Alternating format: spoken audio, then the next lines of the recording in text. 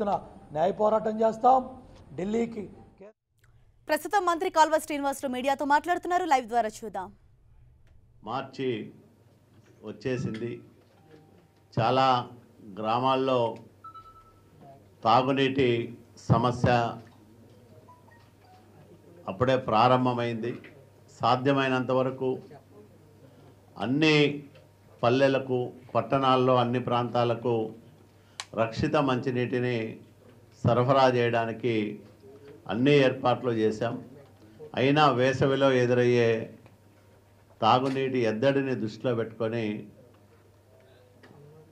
ఎక్కడైనా ట్రాన్స్పోర్ట్ అవసరమైతే ట్యాంకర్ల ద్వారా నీరందించడానికి కానీ, అత్యవసరంగా తాగునీటి పథకాల మరమ్మతులు కానీ, వీటికి ఎక్కడా కూడా నిధుల కొరత లేకుండా చూసుకోవాలని ముఖ్యమంత్రి గారు సంబంధిత అధికారులను ఆదేశించడం జరిగింది.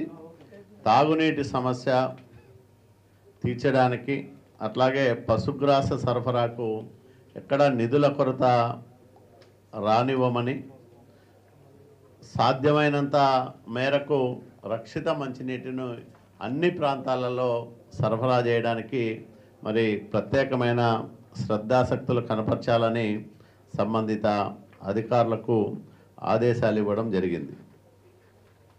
అలాగే పసుపు కుంకుమ కింద పెద్ద ఎత్తున మహిళా సంఘాల సభ్యురాలకు సహాయం అందిస్తూ ఉన్నాం. పసుపు కుంకుమ తొలి విడతలో 8,604 కోట్లు విడుదల చేసి 4 దశల్లో అందించడం జరిగింది. అట్లాగే పసుపు కుంకుమ రెండో విడతలో, అంటే మొదటి విడతలో 8,54,524 గ్రూపుల్లో ఉండే 86 లక్షల మందికి పసుపు కుంకుమ సహాయం చేస్తే, పసుపు కుంకుమ రెండో దశ కింద వచ్చేటప్పటికి 9,63,624 సంఘాల్లో ఉండే 97,94,200 మంది సభ్యులకు 3 దశల్లో 9,794 కోట్ల రూపాయలు అందజేస్తూ ఉన్నాం. ఇప్పటికే మొదటి విడత ఒక్కొక్క సభ్యురాలకి 2,500 రూపాయలు వాళ్ళ చేతికి అందింది.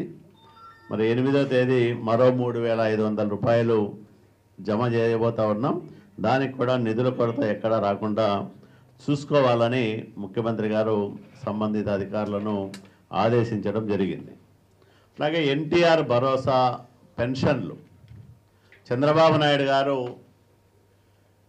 కొత్త రాష్ట్రానికి ముఖ్యమంత్రిగా బాధ్యతలు స్వీకరించే నాటికి వృద్ధులకు, వితంతువులకు కేవలం 200 రూపాయలు మాత్రమే నెలకు పెన్షన్ వచ్చేది.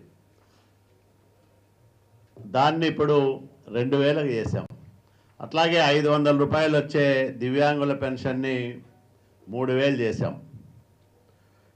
వీళ్ళే కాకుండా సమాజంలో ప్రభుత్వ సహాయానికి అర్హత ఉన్న వివిధ విభాగాల వారికి కొత్తగా పెన్షన్లు ఇస్తూ ఉన్నాం. దాంట్లో భాగంగా ఒంటరి మహిళలకు కొత్తగా ప్రవేశపెట్టిన పెన్షన్లు 1,10,551 మందికి ఈరోజు అందించగలుగుతూ ఉన్నాం. మొత్తం మీద 53,73,675 మందికి ఫిబ్రవరి నెలలో 1,135.43 కోట్ల రూపాయలు పంపిణీ చేశాం. ఇదొక చరిత్ర. ఎన్టీఆర్ భరోసా పేరుతో నందమూరి తారక రాముడు ఏదైతే ఆశించాడో, ఒక సంక్షేమ శ్రేయ రాజ్యాన్ని ఆంధ్రప్రదేశ్ రాష్ట్రంలో స్థాపించాలి, పేదవాడు ఆకలి దప్పులకు దూరం కావాలి, కనీస సౌకర్యాలతో బతకాలని ప్రగాఢంగా విశ్వసించాడో, భావించాడో, దాన్ని తూచా తప్పకుండా ఈరోజు చంద్రబాబు నాయుడు గారి ప్రభుత్వం అమలు చేస్తూ ఉంది. ఆ రకంగా సమాజంలో 53 లక్షల మంది పేదలకు, వికలాంగులకు, అట్లాగే వివిధ కుటుంబాల్లో ఒంటరితనం అనుభవిస్తున్న మహిళలకు కానీ వీళ్ళందరికీ పెన్షన్లు అందజేస్తూ ఉన్నాం. అలాగే అగ్రిగోల్డ్ మీద కూడా చర్చ చేశాం.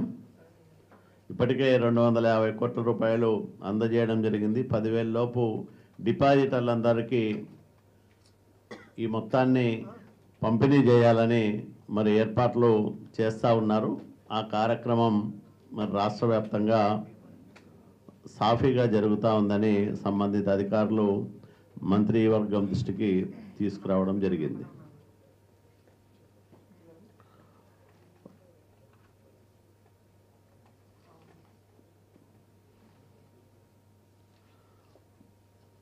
అమరావతిలో జర్నలిస్టు మిత్రులకి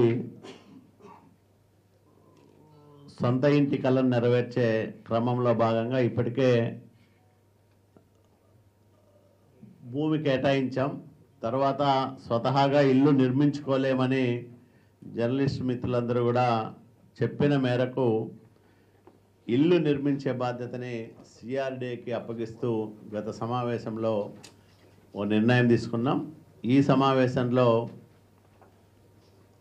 ఆ విషయం మీద మరింత సమగ్రంగా చర్చించి సాధ్యమైనంత త్వరగా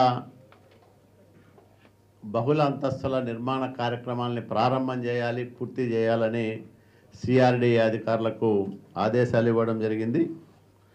ఆ ప్రకారం వాళ్ళు మరి తగిన ఏర్పాట్లు చేసుకుంటామని చెప్పారు. సుమారు 840 కోట్ల రూపాయలు ఖర్చయ్యే ఈ ప్రాజెక్టుకు ప్రత్యేకమైన రాయితీలు ఇవ్వాలని. ఎందుకంటే ఈ రాష్ట్రంలో 20 లక్షల మంది సామాన్యులకు సొంత ఇంటి కలను నెరవేర్చడానికి వేల కోట్ల రూపాయలు ఖర్చు పెడతా ఉన్నాం. ఒక సామాజిక సేవాభావంతో పవిత్రమైన పాత్రికేయ వృత్తిలో ఉంటూ ప్రభుత్వానికి ప్రజలకు వారధులుగా సమాచార చేరవేతలో ప్రముఖ పాత్ర పోషిస్తున్న జర్నలిస్టు మిత్రులకు అమరావతిలో సొంత ఇల్లు ఉంటే చాలా బాగుంటుందనేది ముఖ్యమంత్రి గారి ఆశయం.